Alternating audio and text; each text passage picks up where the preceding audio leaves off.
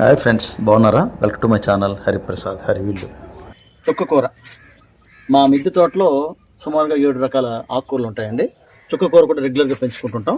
చుక్కకూర, పాలకూర, తోటకూర, బచ్చలి, గోంగూర, అలాగే పొన్నగంటి కూర, ఇవన్నీ కూడా ఉంచుతామండి.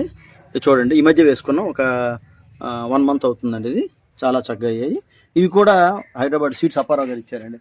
ఈ సీడ్స్ కూడా చాలా బాగా అయ్యాయి. అప్పారావు గారు, మీకు థ్యాంక్స్ అండి. ఈ చుక్కకూరలో మంచి పోషక విలువలు ఉంటాయి. హాయ్ ఫ్రెండ్స్, ఎర్ర తోటకూర. ఈ ఎర్ర తోటకూర, ఈ విత్తనాలు కూడా సీడ్స్ అప్పారావు గారు ఇచ్చారండి.